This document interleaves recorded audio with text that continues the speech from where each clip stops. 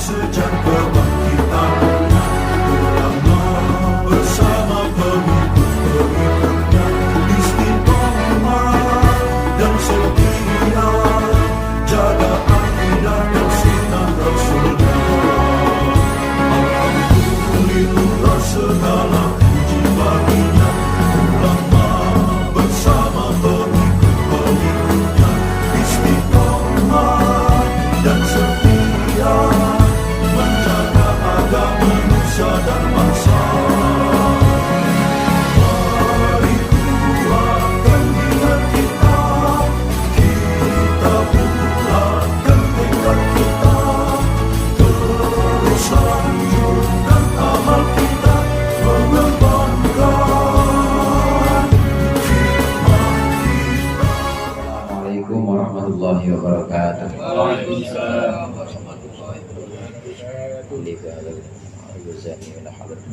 Al-Fatihah.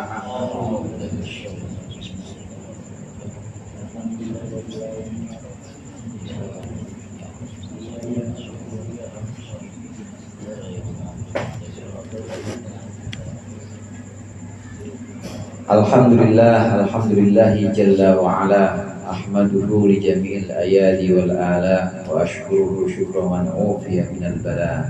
Allahumma salli wa sallim ala sayyidina Muhammadin alladhi ikhtassallahu bihi fadaila wa ala alihi alladhina amanu billahi wa rasulihi wa saddaqu bima qala wa ashabihi alladhina fazu bil iqtida'i wa nalu darajatil ula. Amma ba'd, fa inna ahsanal hadithi kitabullah wa khairul hadi hadi Muhammadin sallallahu alaihi wasallam wa syarrul umuri muhdatsatuha wa kullu muhdatsatin bid'ah wa kullu bid'atin dhalalah wa kullu dhalalatin finnar. Segenap jamaah Majelis Ta'lim Al-Hidayah yang dirahmati oleh Allah, para ustaz, para hujjaj, para sesepuh, hadirin yang berbahagia. Alhamdulillah malam hari ini kita kampanye di Majelis Ta'lim. Alhamdulillah malam hari ini kita diberikan nikmat sehat, nikmat iman dan Islam, sehingga masih bisa berkumpul melanjutkan rutinan kita. Mudah-mudahan wirid yang sudah dibacakan tadi, apa yang akan kita baca menjadi sesuatu yang bermanfaat. Amin ya rabbal alamin. Di antara afat atau bahayanya lisan itu adalah ghibah. Jangan sampai lisan kita ini digunakan untuk ghibah, untuk membicarakan aib, keburukan atau kekurangan orang lain. Baik itu kekurangan fisik, kekurangan dalam ekonomi, kekurangan keluarganya, atau kekurangan nasab. Kekurangan nasab artinya keturunan. Dia mah keturunan Gundurwo, nggak ada nasabnya kalau di ini, kalau wewe, kalau di urut leluhurnya itu saya tahu banget. Jangan, apapun itu tidak boleh kita bicarakan keburukan orang lain. Cukuplah firman Allah ini mengingatkan kepada kita, wala yaktab ba'dukum ba'dan ayuhibbu ahadukum ayyakula lahma akhihi maitan fakarihtumuh. Jangan salah seorang di antara kita, sesama kita ini ghibah, membicarakan keburukan orang lain. Karena membicarakan keburukan orang lain itu seperti orang yang makan daging saudaranya sendiri masih dalam keadaan hidup. Daging itu adalah sakit jasmani. Daging orang lagi sakit dalam keadaan payah, kemudian dagingnya kita congkel. Lagi sakit bukannya diobatin, malah dikocelin dagingnya, dimakan. Masih hidup dalam keadaan sakit. Yang sakit jasmaninya atau sakit badannya saudara kita ini. Nah, sedangkan ghibah ini yang sakit bukan hanya badannya, tapi yang sakit hatinya. Udah ketahuan saya nasabnya jelek, misalnya saya mah keturunan orang biasa, ya keturunan makan singkong. Pokoknya nggak ada baik-baiknya, ya jangan diomongin di depan orang. Udah ketahuan memang dia orang biasa-biasa aja atau orang yang banyak cacatnya, tapi masih diceritakan juga buruknya, maka seperti itu tadi, seperti orang yang lagi sakit dagingnya dibocelin. Ini sakitnya, tapi sakitnya lebih sakit, yaitu sakit hatinya, sakit batinnya. Oleh karenanya jangan sekali-kali kita ghibah Jangan sekali-kali kita membicarakan keburukan atau membuka keburukan orang lain, keburukan saudara kita. Sementara saudara kita itu kalau mendengar pasti dia akan marah atau dia tidak suka. Nah, bagaimana cara menghindarkan kita dari ghibah? Di sini dikatakan oleh musannif, oleh Imam Ghazali, kita diajarkan untuk melakukan beberapa tips berikut ini. Qala al-musannif rahimahullah wa nafa'ana bihi wa bi 'ulumihi wa bi barakatihi fid dharain amin. Wa yamna'uka an ghibatil muslimina amrun. Dan cukuplah mencegahmu dari membicarakan buruknya orang-orang muslim satu perkara. Lau tafakkarta fihi wa huwa lau tafakkarta fihi, dan jika engkau merenungkan di dalamnya pasti engkau akan berhenti dari ghibah. Apa itu? Wa huwa an tandura fi nafsika, yaitu hendaklah engkau melihat dalam dirimu sendiri. Hal fika aibun dhahirun, apakah dalam dirimu itu ada cacat yang nyata, au batinun, atau cacat bagian dalam, cacat hati. Wahal anta, cacat tersembunyi. Wahal anta mukharifu maksiatin sirran au jahran, apakah engkau melakukan maksiat sirran au jahran, dalam keadaan sembunyi-sembunyi atau terang-terangan. Fa idza arafta dzalika min nafsika, jika engkau mengetahui kekurangan atau aibmu sendiri dalam dirimu, fa'lam, maka ketahuilah anna ajzahu anit tanazzuhi, bahwa sesungguhnya lemahnya saudaramu dari membebaskan diri dari aib, dari membersihkan diri dari aib, amma nasabtahu, dari sesuatu yang engkau nisbatkan kepadanya, ilaihi, kepadanya, ka'ajzika, itu seperti lemahnya engkau. Wa udrahu ka'udriha wa udrahu ka'udrika, dan juga alasanmu atau uzurmu, uzur saudaramu itu seperti uzurmu juga. Wa kama takrahu an taftadiha wa tadhkuru yubaka, dan sebagaimana engkau tidak suka, engkau benci jika engkau terbuka aibnya. Wa tadhkuru yubaka wa tudhkaru, juga bisa wa tudhkaru yubuka, dan juga disebutkan aib-aibmu. Fahuwa aidun yakrahuhu, maka saudaramu juga tidak akan suka. Fa in satartahu satarallahu alaika uyubaka. Di antara cara kita untuk menghindarkan diri dari ghibah ini, kita tafakkur atau merenung, kita berpikir cacat atau aib yang ada dalam diri kita sendiri. Sibukkan diri kita meneliti, mencari-cari kesalahan atau mencari-cari cacat kita sendiri. Dalam diri kita ini kira-kira ada nggak cacat yang zahir? Ada Ustadz yang zahir, saya aja kalau jalan nggak pernah lurus, bencong mulu. Misalnya yang zahir ada, ya udah, kalau ente punya cacat zahir, udah jangan ngomongin orang lain, perbaiki diri sendiri. Sibukkan diri dengan memperbaiki diri sendiri. Saya emang nggak punya cacat zahir. Batin gimana batin? Cacat yang bagian dalam. Iya sih, kadang-kadang saya juga suka ria, kadang-kadang suka pamer. Nah itu, udah pikirin diri sendiri, renungkan sendiri aibmu, renungkan sendiri cacat-cacat yang ada dalam dirimu itu, maka perbaiki. Kemudian renungkan juga kalau engkau tidak suka, kalau kita nggak suka, andai cacat kita disebutkan di muka orang banyak, maka begitu juga saudara kita yang sedang kita omongin ini. Begitu juga orang yang sedang digibahi ini juga tidak akan suka kalau aibnya dibuka di depan umum atau dibuka oleh orang lain. Walaupun hanya 2 orang, dia pasti nggak suka. Sama seperti kita pasti nggak suka. Saya yakin jamaah hidayah nggak ada yang suka kalau aibnya dibuka sama temennya. Ada di sini jamaah hidayah, misal ini umpamanya doang, umpamanya kalau bangun tidur punya kebiasaannya itu biasanya kita ngapain kalau bangun tidur ya? Nah, nongkrong misalnya. Tapi dia kalau nongkrong pasti bawa HP, dan HP-nya itu nyetelnya bukan nyetel yang ini dah, yang macam-macam, pasti satu itu yang disetel. Nah, ini perbuatan buruk yang selalu disetel misalnya. Itu kebiasaan itu, renungkan, kalau itu terbuka di muka umum, kita suka nggak kira-kira? Nggak suka, pasti marah kita. Orang itu rahasia kita, oh cukup kita yang tahu. Di kamar mandi ya cuma kita doang, kita punya kebiasaan jelek begitu tiap pagi. maka saat dibuka di depan umum kita nggak suka, sama saudara kita yang lagi digibah ini juga kalau dibuka umum juga begitu, nggak suka. Kita belum bisa memperbaiki diri dari kebiasaan buruk itu.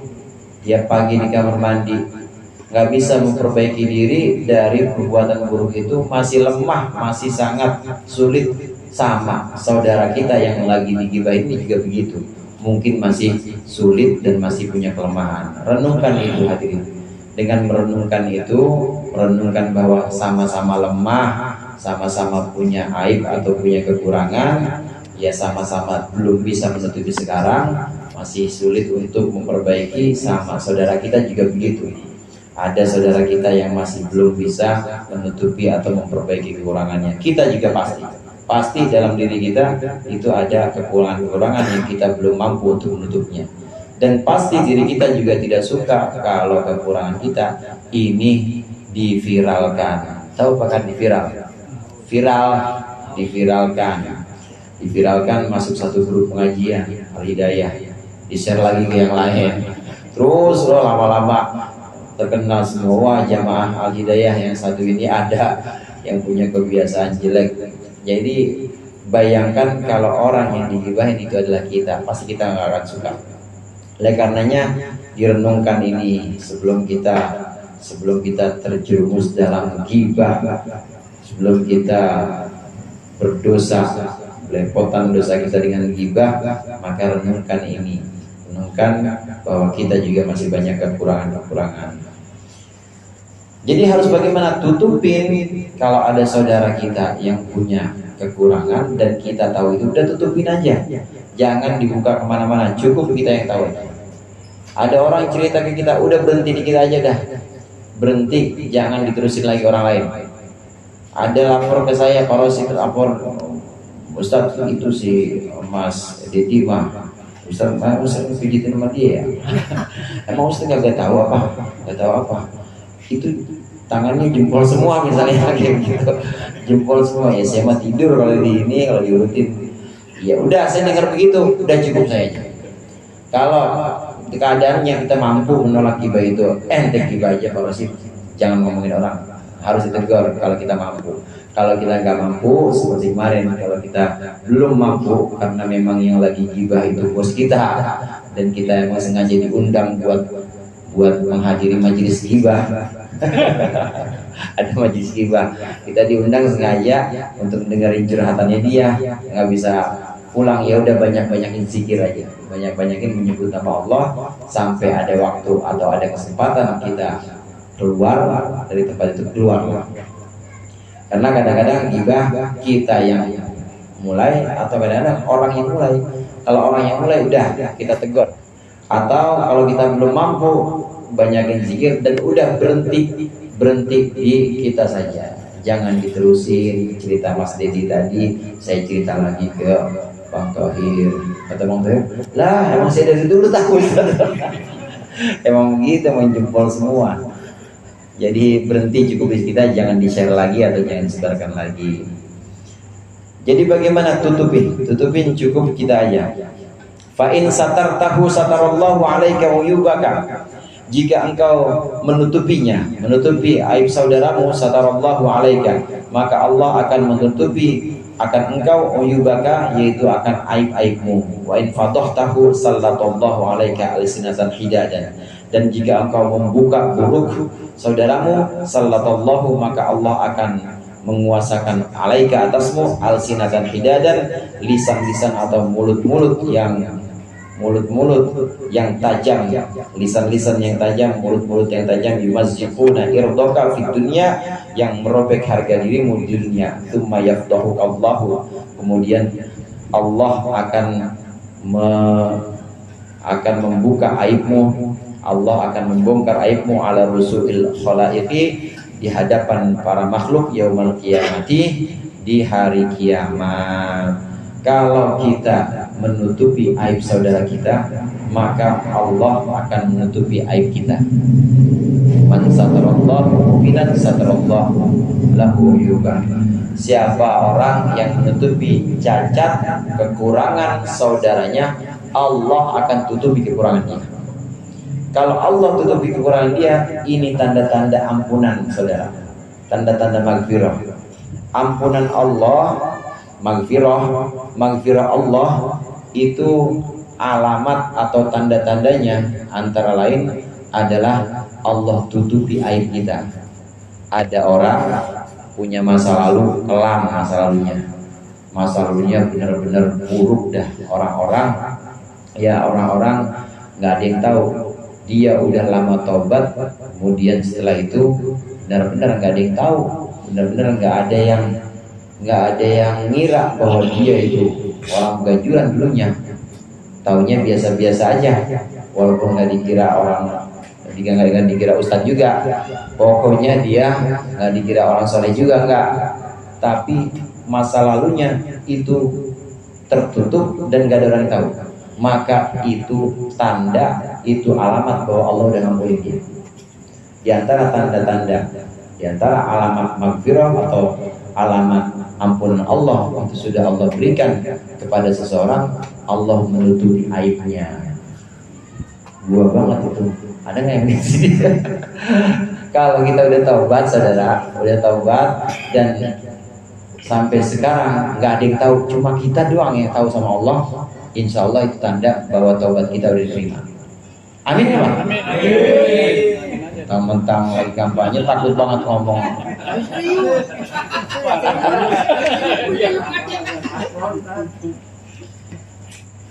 Iya, sudah dibiaskan maknanya. Maknanya udah nggak murni lagi. Nah, kalau kita menutupi aib saudara kita, maka Allah akan menutupi aib-aib kita di dunia ini. Tanda-tandanya atau ciri-cirinya tadi pasti akan Allah tutup, nggak ada orang yang tahu. Dan nanti di akhirat juga akan Allah tutupi. Artinya memang sudah Allah ampuni.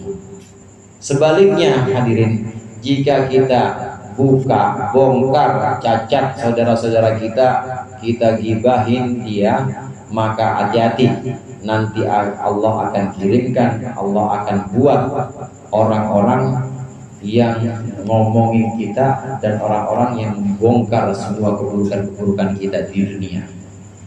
Nanti akan ada balasannya. Di dunia pasti akan ada orang yang membongkar keburukan-keburukan kita. Baru di dunia itu. Dan nanti di akhirat itu dibongkar juga sama Allah di hadapan seluruh makhluk. Mertuanya tahu, istrinya tahu, musuhnya tahu, Nabi Muhammad tahu juga, malu kan.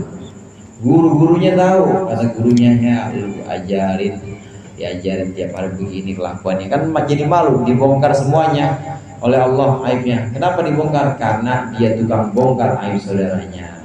Nauzubillah. Maka tutupilah aib atau cacat-cacat saudara kita ini. Sebisa mungkin cuma kita aja, jangan diteruskan kepada orang lain. Dan jangan juga jangan mulai-mulain kita membongkar aib atau membuka cacat-cacat saudara-saudara kita, jangan. Di antaranya dengan merenungkan tadi bahwa semua orang itu tidak ada yang sempurna, lemah semuanya, dan semuanya pasti tidak suka kalau keburukannya diperbincangkan. Maka kita harus bersikap bahwa kita juga tidak suka diperbincangkan, kita juga lemah. Tsumma yaqdahukallah, mana? Wa in nadharta ila zahirika wa batinika falam tutalli fihi ma ala ghaibin wa naqsin fi dinin wa dunya. Dan jika engkau melihat secara zahirmu atau batinmu, falam tutalli fihi ma ala aibin wa naqsin, dan engkau tidak melihat dalam zahir dan batinmu ada kekurangan, ada cacat dan kekurangan di dalam agama dan dunia, fa'lam, maka ketahuilah jahlaka, bahwa sungguhnya anna jahlaka, bahwa sungguhnya ketidaktahuanmu biuyubi nafsika, dengan aib dirimu, itu akbahu anwa'il hamaqati, adalah paling buruk macam dari kedablegan. Hamaqah itu dablek itu bodoh, jadi pembodohan yang paling fatal, yang paling parah. Wala aiba a'dhamu minal hamti, dan tidak ada cacat yang lebih besar ketimbang dablek. Renungkan bahwa kita itu banyak kelemahannya. Lahir kita ada lemahnya nggak? Ada Ustaz. Ya udah nggak usah ngomongin orang lain. Lahir kita ada lemahnya nggak? Nggak ada Ustaz. Batin, coba lihat batin. Iya Ustaz. Anak-anak saya masih takabur. Ya udah, urusin diri sendiri. Sibuklah dengan cacat diri sendiri. Lihat lagi, ada nggak aib? Nggak ada Ustaz, saya mah lahir batin saya mah sempurna. Lahir mah saya, kalau dibilang ganteng emang takdirnya saya ganteng, katanya gitu. Kalau batin, ya batin saya mah bagus, batin saya sama sekali nggak ada. Saya riak nggak pernah, ujung nggak pernah, pamer nggak pernah. Saya mah lagi ngomong gitu itu sebenarnya cacat. Itu udah cacat. Maka kalau ada orang kemudian merasa bahwa saya kok nggak melihat kekurangan dalam diri saya, ada orang melihat kok zohir saya sempurna, batin saya juga kayaknya sempurna, sama sekali nggak ada kurang. Batin saya juga saya orang paling takwa, orang paling. Ketahuilah, kalau ada perasaan semacam ini sampai nggak menemukan aib, sampai nggak menemukan cacat diri sendiri, maka ketahuilah kegagalan menemukan cacat diri sendiri itu adalah kedablekan yang paling parah saudara. Itu paling parah. Dia tidak menemukan aib atau kekurangan diri sendiri, kelemahan diri sendiri aja nggak bisa menemukan. Itu adalah kedablekan yang paling parah, penyakit yang paling parah itu. Lagi pula hadirin, kalau kita pikirin kita itu kan makhluk Allah, bisa gagah-gagah ganteng gini kan, ada yang pakai batik, ada yang pakai baju koko ganteng, ada yang sementara dipasrahkan satu kepercayaan jadi RT, jadi ustadz, ajar segala macam. Tapi lihat asal penciptaan kita. Asal kita itu dari nutfah. Nutfah itu mani. Mani itu tahu mani ya? Bukan money in English, bukan. Mani nutfah. Air mani, ya. Air mani itu emang dari mana air mani itu? Iya dari tulang dari mana? Tulang sulbi misalnya. Tulang dari mana itu air mani? Itu dari sesuatu yang asalnya nggak dikenal, saudara. Asalnya sesuatu yang disebutin aja susah. Di mana?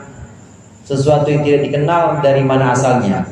Mani atau air mani sperma. Ini bisa jadi orang gagah-gagah kayak begini kita ini.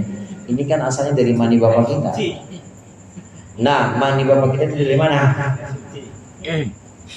Pada waktu itu, pada satu masa, itu ada satu masa di mana kita nggak dikenal, nggak tahu asal maninya dari mana. Mungkin asalnya makanannya bapak kita singkongnya juga nggak tahu dari mana. Ada singkong yang dari Palu, atau mungkin juga dibuat bukan hanya dari singkong semuanya, pokoknya dari ekstrak atau dari saripatinya semua makanan. Saripati semua makanan, ada yang dari Kebayoran asalnya, ada yang campur bau semua itu, ada yang oleh-oleh umroh juga. Jadi mani tuh diekstrak jadi mani dari sesuatu yang sulit dikenal, tidak bisa disebutkan dan tidak sama sekali tidak terbayang. Kemudian Allah ciptakan mani. Mani ini kalau ditaruh di jalanan, orang dibayar suruh bawa juga ogah, nggak ada yang mau. Itu asalnya kita gitu. Dan kalaupun itu jadi kita, ketahuilah, kalaupun itu kemudian jadi manusia, ketahuilah keluarnya lewat jalan kencing. Lewat jalan kencing, saudara. Ada yang keluarnya lewat lorong itu, atau keluarnya yang cakapan dikit, jangan jalan kencing dah, misalnya jalan tol. Nggak ada kan, semua keluar dari jalan kencing, masuk ke dalam rahim ibu kita, masuk ke dalam rahim ibu kita. Kemudian dengan kehendak Allah, dengan kuasa Allah, ini dijaga. Para malaikat Allah ini menjaga bapak kita sama ibu kita mah nggak tahu apa-apa, asal udah ditangkap sama rahim. Dari jutaan itu sperma yang ditangkap cuma satu, dan kita ini yang lolos seleksi nih, makanya jadi orang. Yang lain-lain nggak lolos sudah. Kita termasuk yang terpilih, lolos masuk ke rahim ibu kita, ditangkap. Udah, ibu kita, bapak kita ngapain emang? Nggak ngapa-ngapain. Cuma malaikat-malaikat Allah yang ngurusin itu. Dari 40 hari pertama ini masih nutfah atau masih mani. Kemudian 40 hari kedua udah mulai 80 hari. 40 hari kedua ini sudah berbentuk alaqah. Alaqah itu sudah nempel. Udah semacam segumpal darah udah nempel ke rahim. Tadinya belum. 40 hari yang ketiga ini sudah mulai berbentuk. 40 kali 3 berapa? 120 sama dengan berapa bulan tuh? 4 bulan. Udah mulai bentuk, di situ Allah kasih ruh. Bukan cuma bentuk daging, udah ada Pak. Udah bentuk orang itu. Mulai Allah kasih ruh di situ. Udah mulai ada gerak, greget. Jadi berasa ibunya. Asalnya begitu kita. Nanti kita udah sempurna 9 bulan kurang lebihnya. Ini sempurna keluarnya lagi lewat jalan mana? Ada yang sesar di sini? Ini makin zaman old. Zaman dulu mah ya nggak ada yang sesar. Tapi pasti keluarnya lewat jalan kencing. Alhasil kita ini keluar 2 kali lewat jalan kencing, saudara. Kalau keluar lewat jalan kencing 2 kali, apa yang pengen kita sombongin? Cukuplah itu buat nasihat kita. Kalau ada orang merasa melihat bahwa tidak menemukan aib dalam dirinya, tidak menemukan kekurangan, itu berarti goblok yang paling fatal itu. Dablek itu. Enggak, saya mah nggak ada kekurangan sih, lahir batin mah saya sempurna. Ente keluar dari lubang kencing belagu aman. Keluar dari situ aja belagu. Maka ketahuilah bahwa setiap kita itu pasti kurang, dan kekurangan itu harusnya menghindarkan kita. Jangan sampai kita ngomongin kekurangan orang lain, karena kalau kita diomongin kekurangan kita pasti juga tidak suka, dan kita lemah, kita belum mampu menutupi kekurangan. Sama orang ini juga dalam waktu ini, sewaktu sekarang ini memang belum bisa menutupi kelemahannya, maka maklumilah, cukup kita yang tahu. Jangan dibuka, jangan dibongkar atau disebarkan aib-aibnya, jangan kita gibahin. Walau aradallahu bika khairan labassaraka biyubi nafsika faru'yatuka nafsika bi'aini ridha wa yatuka wa wajhika wallahu a'lam bissawab. Insyaallah lanjutkan pertemuan yang akan datang. Mudah-mudahan bermanfaat. Kurang-kurangnya saya maaf. Wallahul muwaffiq ila aqwamit thoriq. Assalamualaikum warahmatullahi wabarakatuh. Waalaikumsalam.